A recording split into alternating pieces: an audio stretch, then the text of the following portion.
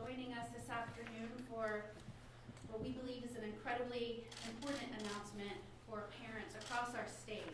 And I want to thank Orange County Sheriff John Mina, Osceola County Sheriff Marcos Lopez, Created Women Executive Director Jillian Penhale, Created Women Outreach Assistant Laura Henderson, the Metropolitan Bureau of Investigation Director Ron Stucker, and Orlando Police Department Captain Richard Lane, among other great men and women of law enforcement, for being with us today.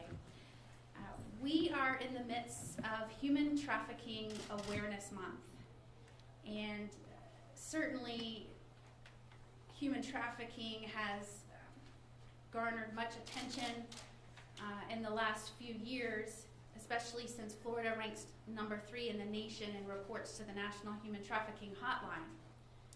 And January is a time for us to all recognize that this remains an incredibly important mission of ours here in Florida, an incredibly heinous crime that we must step up as a team and prevent. And it gives us a time to talk about tools that the community can use to help us make Florida a zero-tolerant state. As a parent of a young child, I cannot imagine a more terrifying thought than having a child subjected to such an atrocious crime.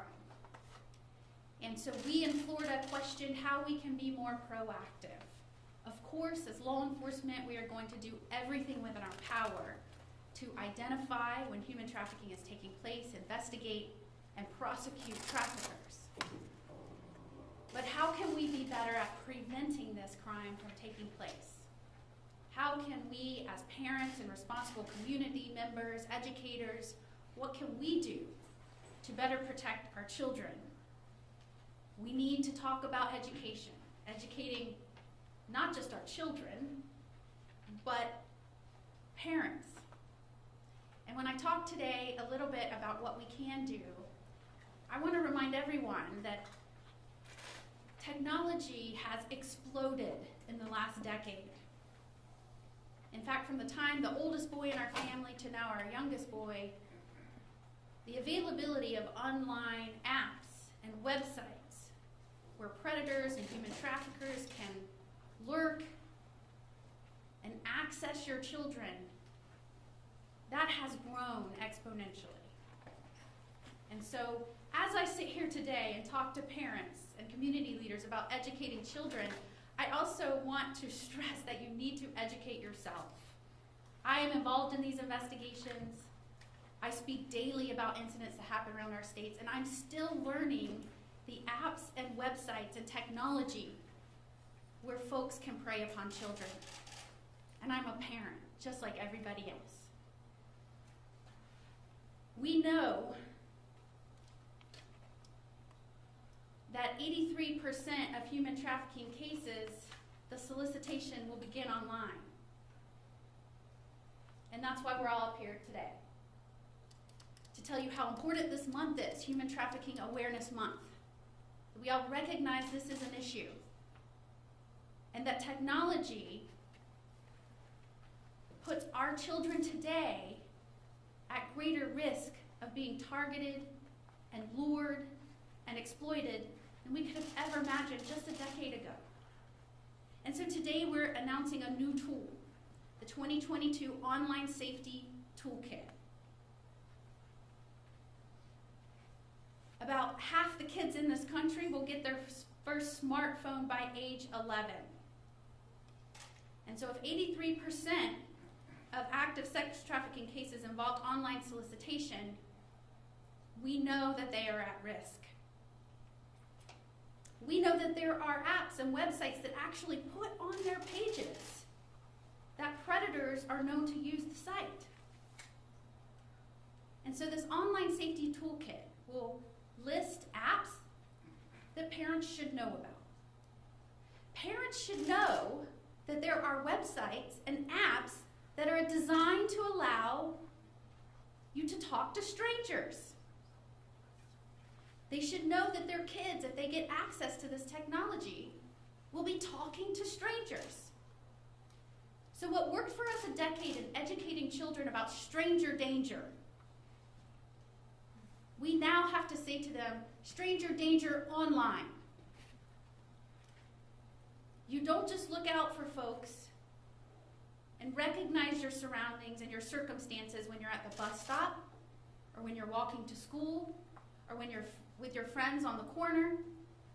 You have to be on guard and understand that folks will attempt to contact you, and it may be for very dangerous purposes online.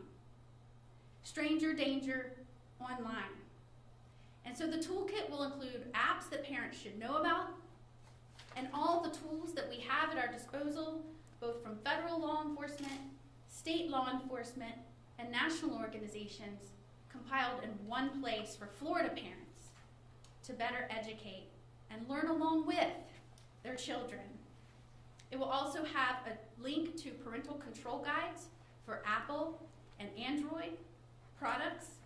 They can help safeguard children's online activity remotely so that you can trust your children, trust that you've educated them appropriately as to online dangers, but verify with their online activity and make sure they're using their online devices in a safe way.